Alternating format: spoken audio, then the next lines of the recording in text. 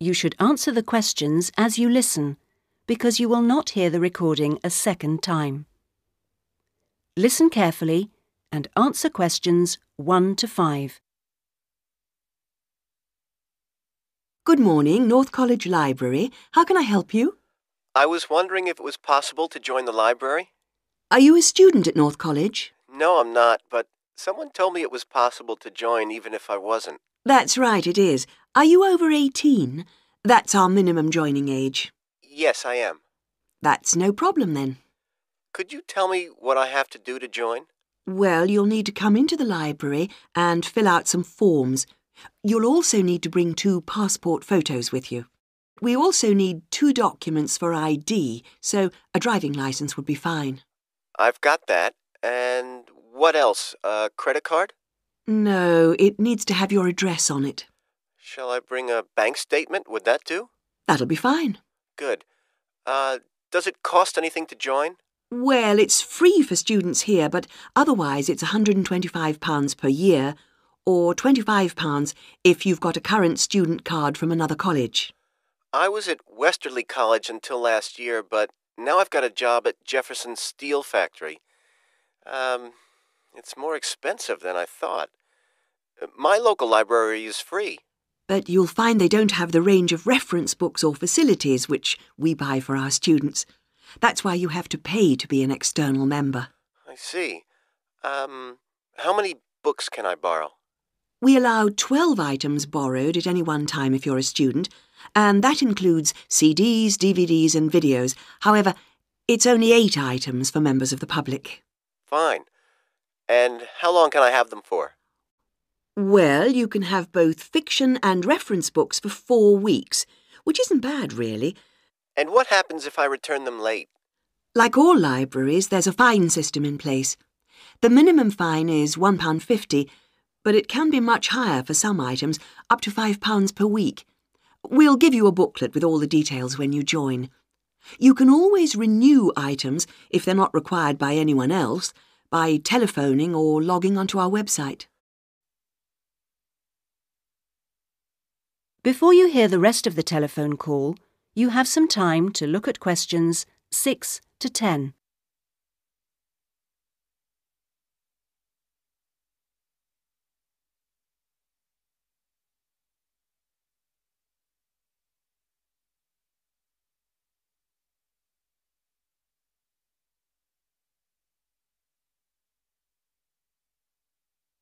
Now listen and answer questions 6 to 10. What about the computers? Can I use them free of charge? For college students it's free, but for external members like yourself, the first hour is free, and then we make a nominal charge of £1 per hour thereafter. Do I have to book in advance for them? Oh yes, it's advisable. Most people tend to book 24 hours in advance, although sometimes you can get one with only 6 hours' notice. However, the earliest you can book a computer is 48 hours before you need it, and you can only book 1 hour at a time. If no one else has booked the computer out, then you may be able to have another hour if you want. We have a wide range of databases, so the computers are in great demand. I'm thinking of doing some writing, and I might need to access national newspapers. Do you have them on these databases? We do indeed. We've got all the big nationals, The Guardian and The Observer, The Independent, and The Times and Sunday Times. We've also got all the local papers and a wide selection of magazines. Excellent. I assume you have photocopying facilities? Of course. 5p a sheet for both A4 and A3 black and white copies, and 40p a sheet for colour. You can get a card from the counter here. It doesn't take coins. Okay. Oh, by the way, another thing I was wondering about was if you ran any writing classes through the library. We do, but you'll have to speak to John Grantingham about that. He's our resident author. He runs the creative writing classes. John Grant... could you spell that for me, please? Certainly. Grantingham.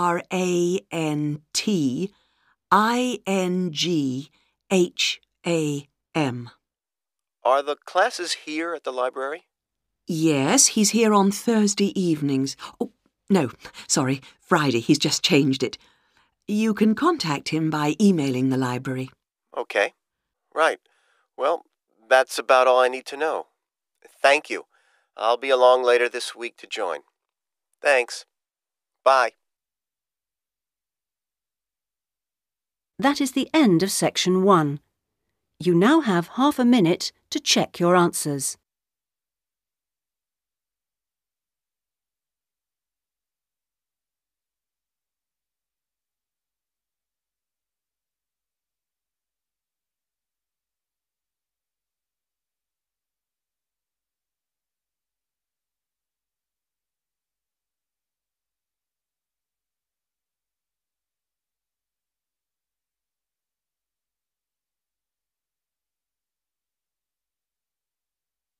Now turn to section 2.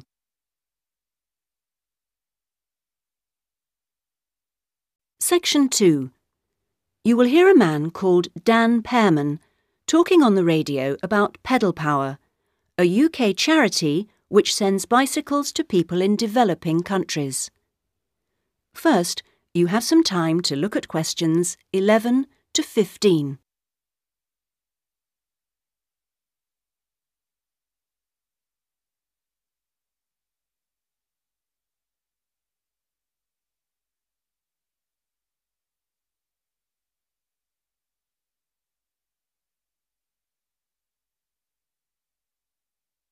Now listen carefully and answer questions 11 to 15.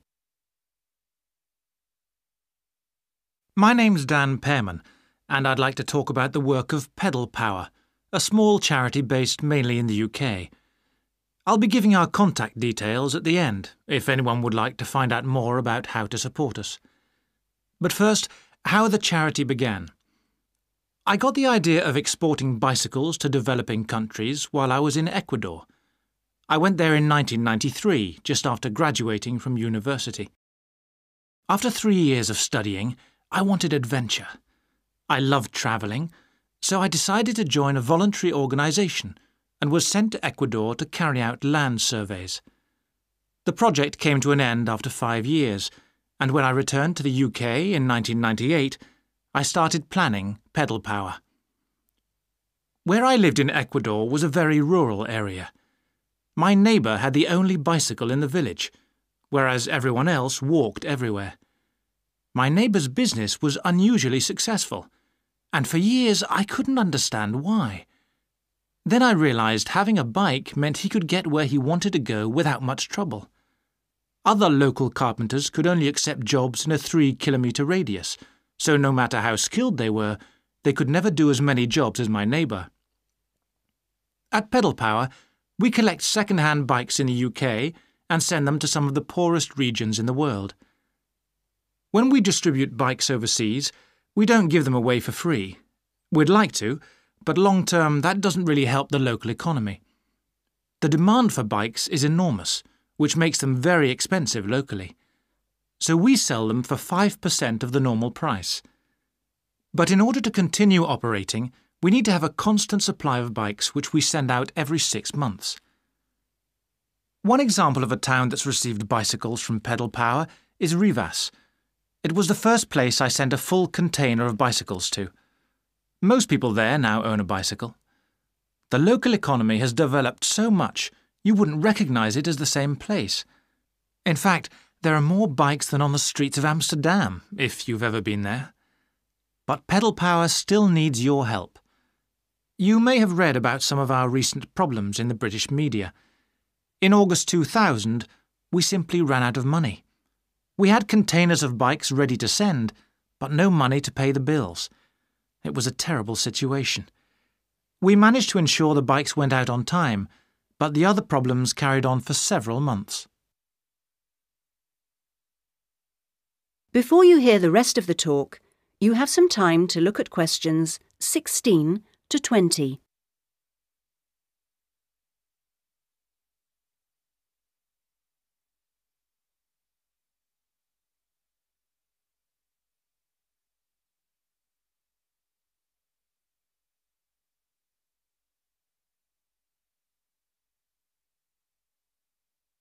Now listen and answer questions 16 to 20. Fortunately, in October 2001, we won an Enterprise Award, which helped us enormously. We invested 15 of the £75,000 prize money to help secure our future. Winning the award helped raise our profile, and the money enabled us to pay all our shipping costs, which represent our greatest expense. Pedal Power changes lives. When someone gets a bicycle from us, they see a 14% increase in their income.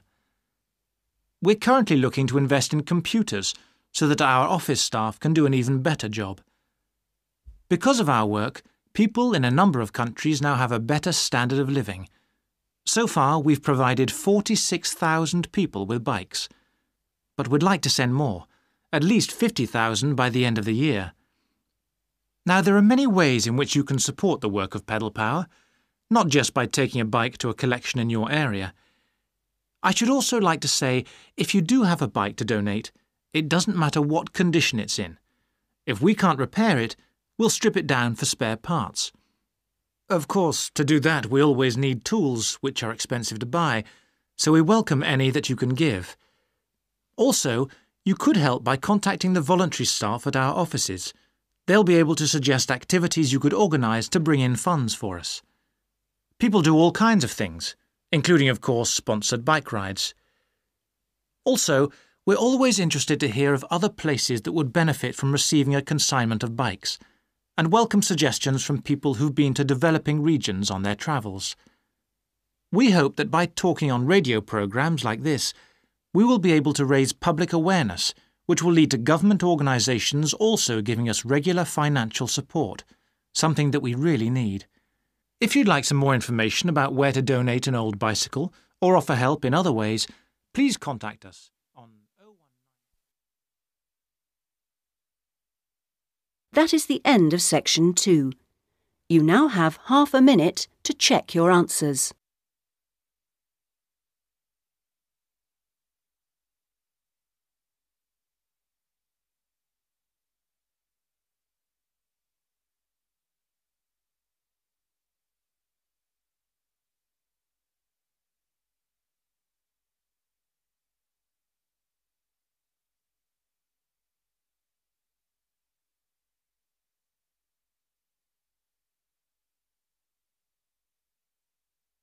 Now turn to Section 3.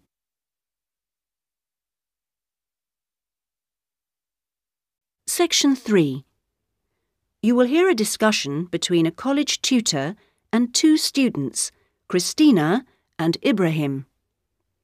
First, you have some time to look at questions 21 to 26.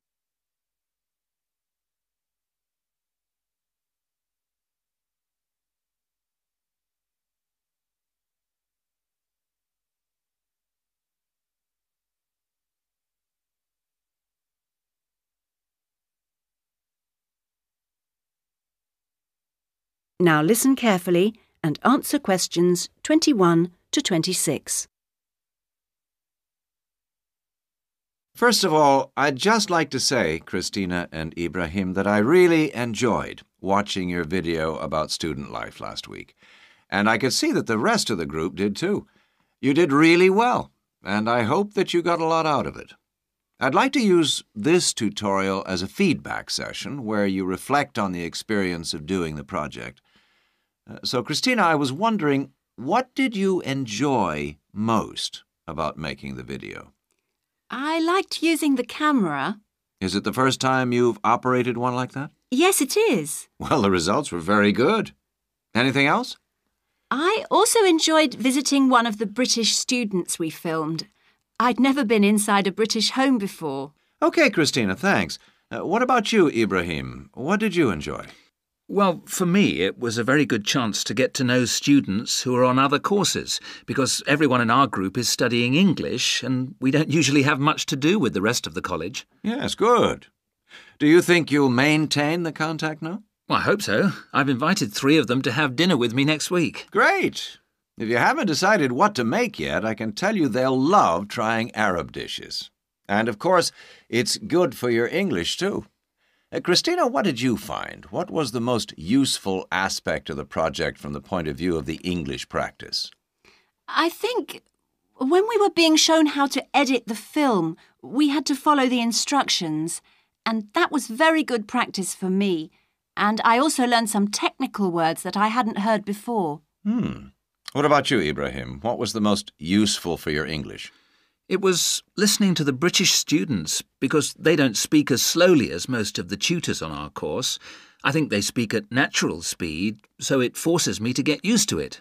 And they use a lot of slang. So you learned some new words which will be useful? Yes. Good. I'm glad it helped. Well, we've talked a little bit about enjoyment and about language practice. Were there any other benefits? What else did you feel you'd learned from the project? Was it useful in other ways? Yes, well, firstly, I learned how to use a video camera. And also, I think I really learned a lot about working together with other people.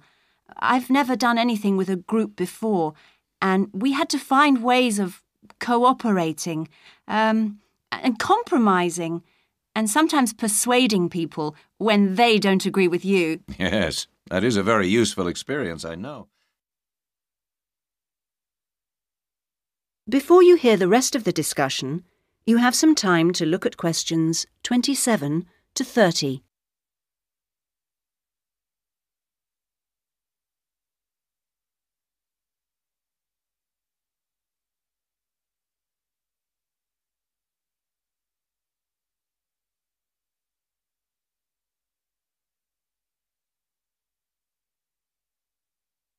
Now listen and answer questions 27 to 30.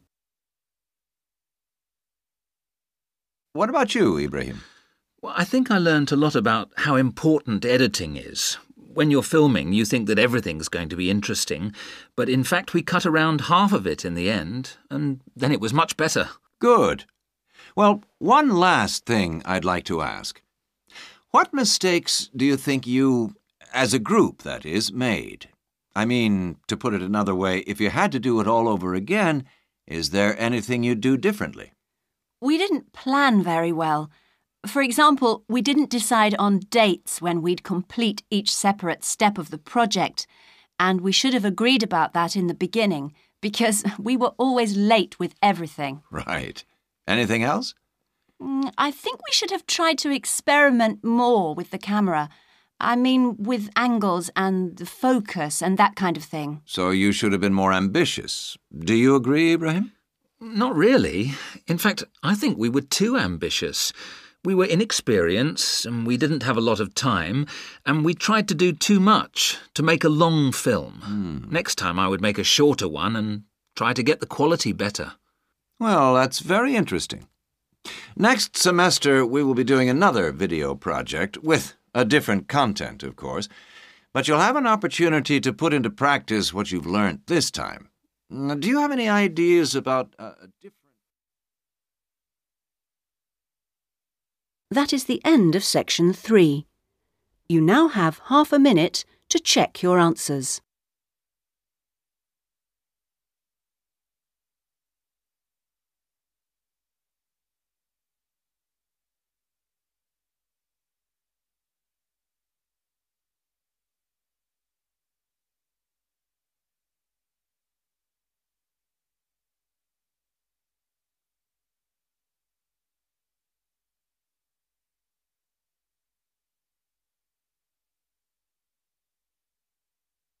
Now turn to section 4.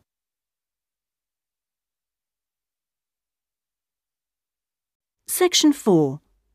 You will hear a talk about scientific research in the continent of Antarctica. First, you have some time to look at questions 31 to 40.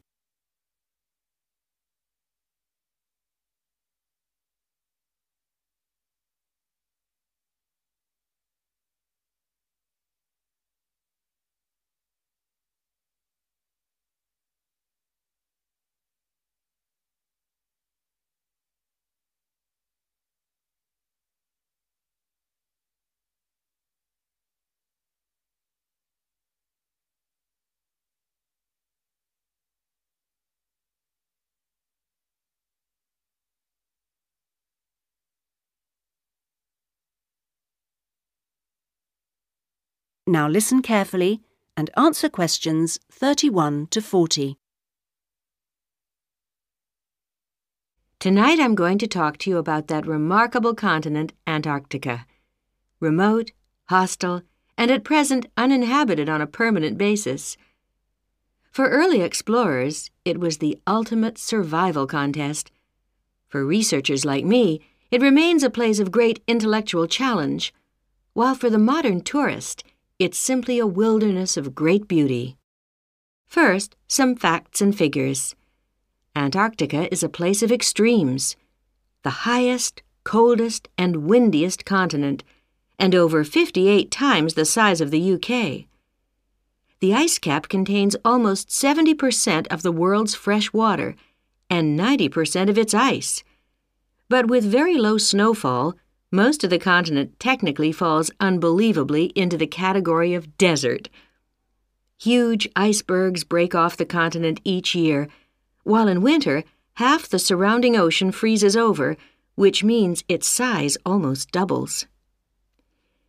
Research and exploration has been going on in Antarctica for more than 200 years and has involved scientists from many different countries who work together on research stations. Here, science and technical support have been integrated in a very cost-effective way. Our Antarctic research program has several summers-only stations and 2 all-year-round ones. I was based on one of the all-year-round ones. The research stations are really self-contained communities of about 20 people. There's living and working space, a kitchen with a huge food store, a small hospital, and a well-equipped gym to ensure everyone keeps fit in their spare time. The station generates its own electricity and communicates with the outside world using a satellite link. Our station, 01, had some special features. It wasn't built on land, but on an ice shelf, hundreds of meters thick. Supplies were brought to us on large sledges from a ship 15 kilometers away at the ice edge. Living in the Antarctic hasn't always been so comfortable.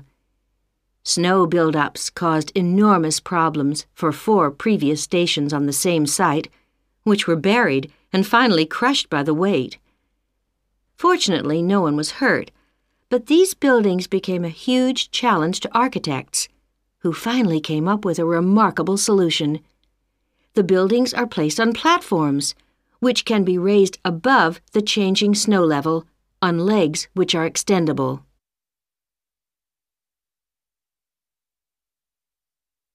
Food is one of the most important aspects of survival in a polar climate. People living there need to obtain a lot more energy from their food, both to keep warm and to undertake heavy physical work. Maybe you know that an adult in the UK will probably need about 1,700 kilocalories a day on average. Someone in Antarctica will need about 3,500, just over double. This energy is provided by foods which are high in carbohydrate and fat. Rations for field work present an additional problem. They need to provide maximum energy, but they must also be compact and light for easy transport. Special boxes are prepared, each containing enough food for one person for 20 days. You may be familiar with coffee processed by freeze-drying, which preserves the quality of the food product while making a large saving in weight. Well, this type of presentation is ideal in our situation. It wasn't available to earlier polar explorers whose diet was commonly insufficient for their health. I think that being at the cutting edge of science has a special appeal for everyone working in Antarctica, in whatever capacity. As a marine biologist, my own research was fascinating, but it's perhaps climate change research that is the most crucial field of study. Within this general field, surveying changes in the volume and stability of the ice cap is vital, since these may have profound effects on world sea levels and on ocean currents. A second important area is monitoring the size of the hole in the ozone layer above Antarctica, since this is an indicator of global ultraviolet radiation levels. Thirdly, bubbles in the ice sheet itself provide an index of pollution because frozen inside them are samples of previous atmospheres over the past 500,000 years, and these provide us with evidence for the effects of such human activities as agriculture and industry. There are an increasing number of opportunities for young people to work for a period in Antarctica, not only as research assistants in projects like mine, but also in a wide range of junior administrative and technical positions, including vacancies for map makers. I hope that the insights I've provided will encourage you to take up these opportunities in this fascinating continent. That is the end of Section 4. You now have half a minute to check your answers.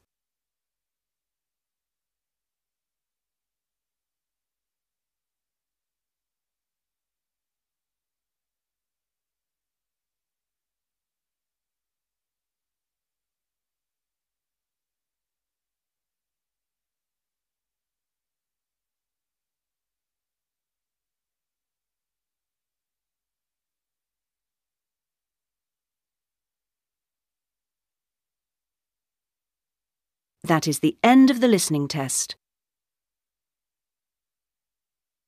In the IELTS test, you would now have 10 minutes to transfer your answers to the listening answer sheet.